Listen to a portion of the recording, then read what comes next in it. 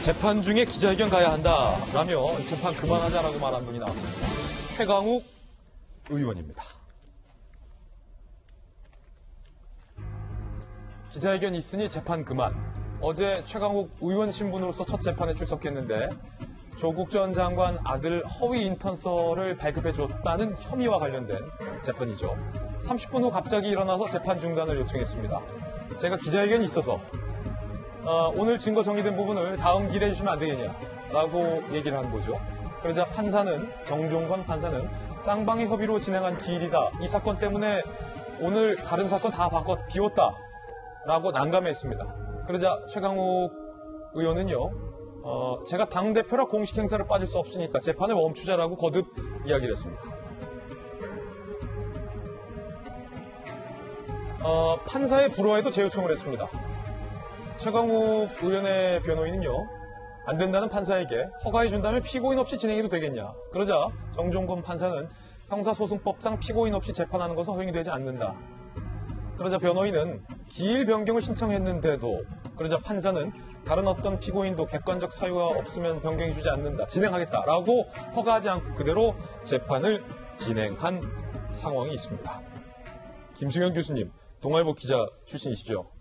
재판 취재도 많이 해보셨잖아요. 혹시 동아일보 기자 시절에 재판 취재했을 때 피고인이 다른 이유로 재판을 멈춰달라라고 이렇게 30분 만에 얘기했던 적을 취재해보신 적이 있습니까 혹시? 제가 올해 법원을 출입하진 않았지만 법원 한 6개월 이상 출입을 했는데 한 네. 번도 피고인이 재판장에게 미뤄달라고 난 좀 나가겠다. 다른 중요한 약속이 있어서 가겠다라고 말한 걸 한 번도 본 적이 없고요. 김수현 교수님 개인적인 경험으로서는 굉장히 이례적인 일이군요. 굉장히 이례적이고 사실 이게 이미 재판을 하기로 정해져 있었잖아요. 이때 기일을 정하자고 지금 당장 정한 것도 아니고 한참 전에 정했고 예.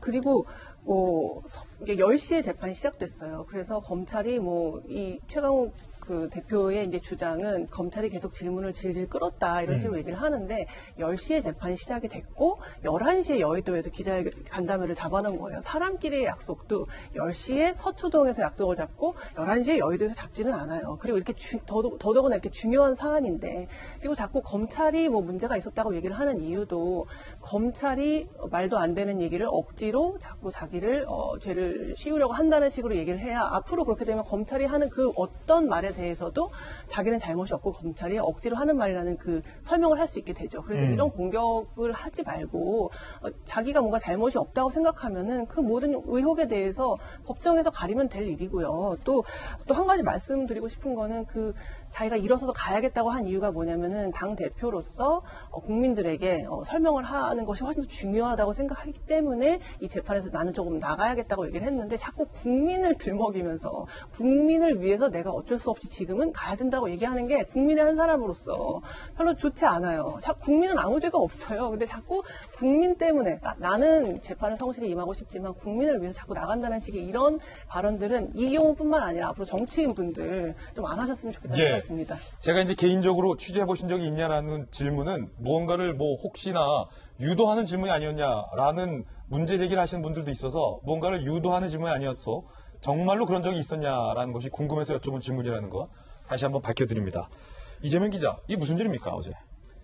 예, 선의를 해석하면 당대표가 21대 국회가 이제 개원을 하고 시작이 되고 비록 이제 의석 3명밖에 안 되는 소수당이지만 우리가 나아갈 방향을 밝히는 기자회견을 빨리 하고 싶다.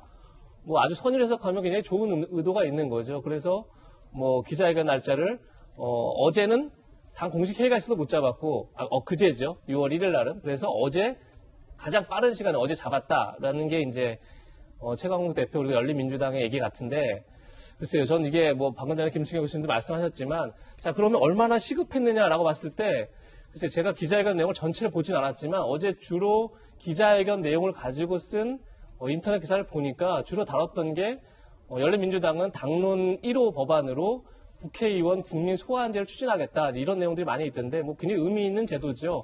하지만 사실 이 제도 자체는 열린민주당의 1호 공약이었습니다. 예. 그래서 그러다 보니까 오늘 사실 조간신문을 보면 알겠지만 한겨레 경향조차도 거의 기자회견 내용을 다루진 않았습니다.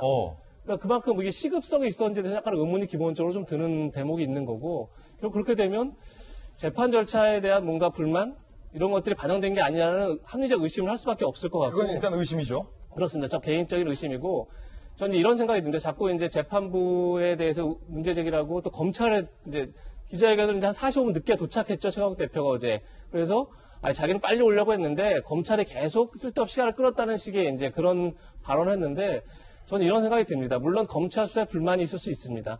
그럼 이제 그 개별적인 사안을 가지고 다투면 되는데, 전 최강욱 대표의 계속 이제 지난 과거 발언들을 보면 자신의 사건에 대한 개별적인 검찰 불만을 얘기하는 게 아니라 사법체 전체에 대한 불신을 자꾸 얘기를 하고 있어요. 계속. 전 그게 어쨌든 최강욱 대표가 소수당이지만 당 대표고 책임 있는 정치인이고 그리고 국가를 운영했던 뭐 지금 여당은 아니지만 사실 현 정부에 참여했던 인사고, 그렇다 그러면 사법체제 전체의 불신을 조장하는 건 결국 국가 공권력에 대한 불신을 조장하는 거기 때문에 좀 굉장히 좀 위험하고 조심스럽게 해야 할 발언이 아닌가 그런 생각이 듭니다. 최강욱 대표는 전직 청와대 공직기강 비서관 출신입니다. 오늘 조선일보가 법조계의 반응도 취재를 했습니다. 그 기사 소개해드리겠습니다. 오늘 조선일보 보도에 따르면 동아일보군요, 이건. 서울 고법 부장판사 A씨는요, 형사재판 오래 해왔지만 재판 도중 먼저 나가겠다고 요청하는 피고인은 본 적이 없다. 서울중앙지법 부장판사 B판사는요, 사법 절차를 무시하는 태도다라고 동아일보 기자와 인터뷰했고요.